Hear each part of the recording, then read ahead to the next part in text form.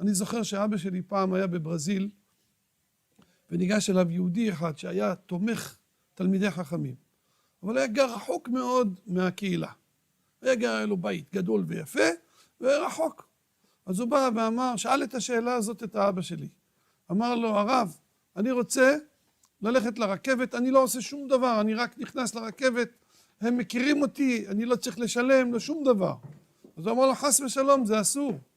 ואז הוא אמר לו, כבוד הרב, אם אני לא אעשה את זה, אז אני לא יכול להתפלל בציבור בשבת, הבית כנסת רחוק. זה 3 שעות הליכה, אני לא יכול.